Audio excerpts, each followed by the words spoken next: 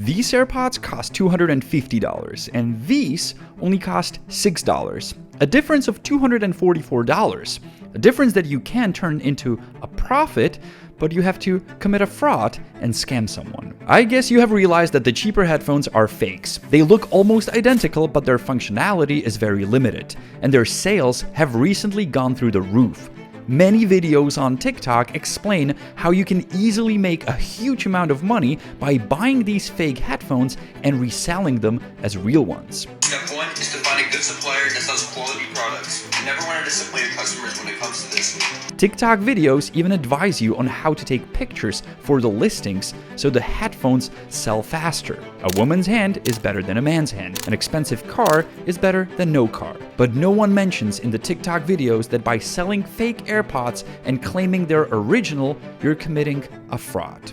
These are the resellers. A month ago, I wasn't able to tell real from fake AirPods even when I had them in my hand. Today, I can just look at a listing and tell you it's fake. I first heard about fake AirPods in 2020, and that's when we made our first video about this. After that, we didn't follow the topic for a very long time, and it wasn't until Christmas 23 that we came across fake AirPods again through a friend of mine. He reached out to me to help him get his money back. So we lured the reseller that cheated him for another sale. But this time, we didn't want to buy AirPods. Normálně origo, jo? Ano. But we wanted the money back. Pojďme se jenom s číslem, se to prodala kamarádovi 2 dny nazpátek. Takže bychom rádi buď ty peníze zpátky, anebo zavoláme policii. Ale pak si musíte jako domluvit s přítelem, ne? Unfortunately, this couple of resellers wasn't really up for the idea let's give them the money back, and they took me on a ride on the hood of their car. Můžete nám vrátit peníze? Stůjte! Stůjte! Stůjte! You can only imagine that after I experienced this, I only wanted to dig more into the topic. To be honest, I had no idea how many people are involved in this scam. And when I say people, I mean teenagers. Kolik vám je? 15. 15 vám je. A vám je kolik? 15. Kolik vám je? 16.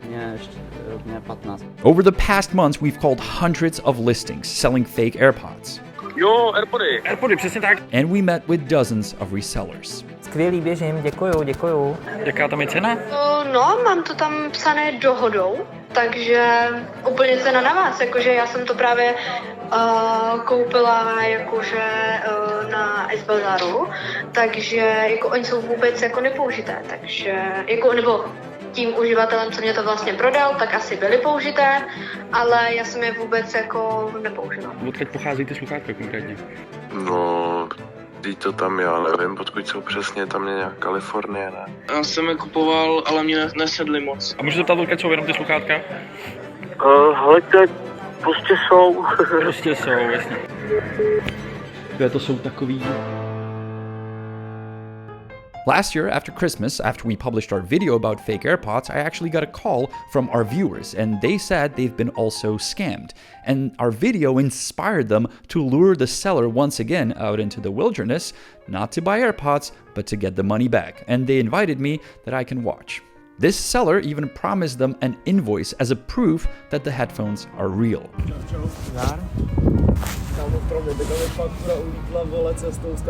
And there goes the invoice.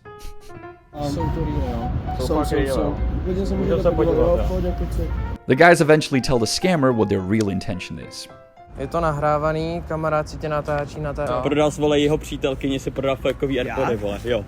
Mý přítelkyni, já tě teďka podobrím tě, prosím, jestli vrátíš mý přítelkyni 3000. Počkej, já to nemám, můžu kamarád, kámošovi. teď... Čau bro, tam říkal kámo, že si prodali přítelkyni kámože. Pokud chce zpátky 3000. Si mě natáčel tady celou minutu. Jdeš na hlas. Zdravím. Tak za prvý jste mi říkal, že máte problém s operátorem, tak vás rád slyším, takhle naživo. The scammers eventually gave up and they gave the money back. These mamelukes are not the only ones selling fake AirPods with fake invoices. When we found another listing like this, we immediately reached out. Já potřebuji ty sluchátka. Myslíte, že bychom se mohli potkat ještě dneska? Jsou teda nový zabalený, faktura je tam normálně od lifestyleu, jak koukám. Záruka je tam 2 roky, jo?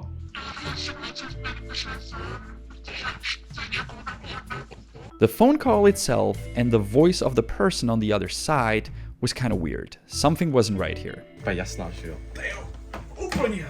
We picked a meeting point nearby an Apple store where the seller claimed the headphones were bought and where the invoice should be from. So we checked, and guess what? The invoice was fake.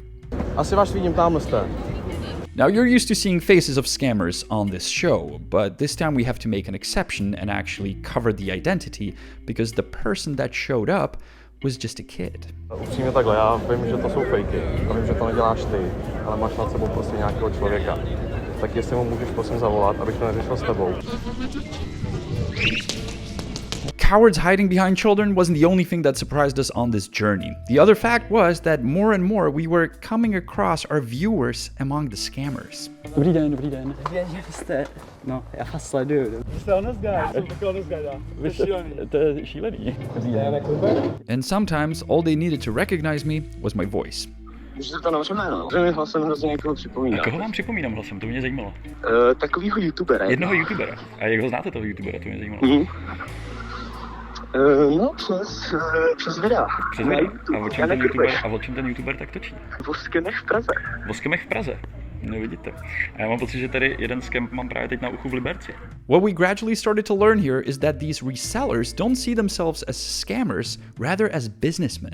This was confirmed to us when we found this listing that did say the AirPods were fake, but it also said suitable for businessmen. And since I always wanted to be a businessman, we gave the guy a call. Já jsem totiž koukal, že vy tam prodáváte takový ty klasický prostě fakey 1:1, že je máte za přijatelnou cenu docela. Jo, takže vy chcete jakože přeprodat dál, jestli rozumím? Jo, já mám na přeprodej, no, klasicky. Jo, jasně, chápu.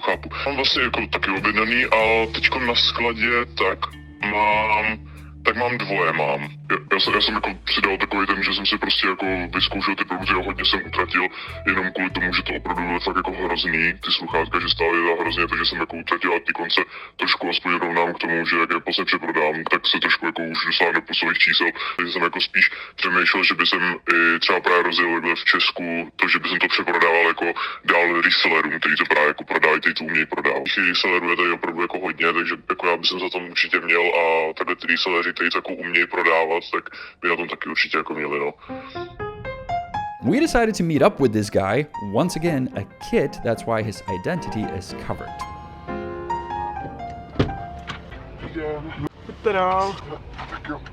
Tak Zdeněk, čau. The kid tells us stories of how he resells AirPods and how even on personal sales people have very little chance to tell the headphones are fake. Jako, měl jsem tady na osobku pár lidí, úplně v pohodě, jo. Prostě pán přišel, vypadalo, že se trošku zase jako začal bát. Řekl, já nemám ten iPhone, tak to nemám všechno vyzkoušený a dal i to, jak se tam dá vyhledat, že ty AirPody, taky ty to najde. He also uncovers the motivation behind all of this, and that is the easy money. Že wow, tyjo, vyděláváme to nějaký peníze, jo, jak prostě jako jsem vydělával jako takový ty prostě jako vydřený peníze z brigády a najednou si vyděláš za jedny sluchátka to, co jako za celý den v nějaký restauraci, tak je to úplně co jako jinýho, no.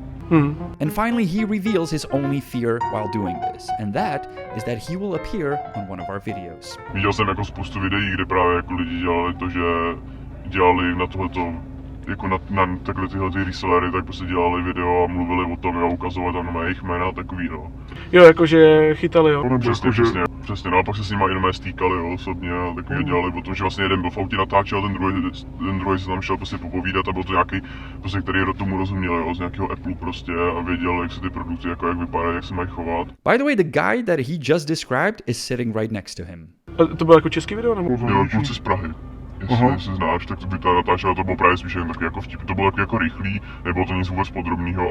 Well, I do hope it was more serious this time. We will follow this topic further, so stay tuned if you want to know how we can tell fakes and what are the mistakes that the resellers make. Thank you for watching. Yes, kids, I suited up just for this joke.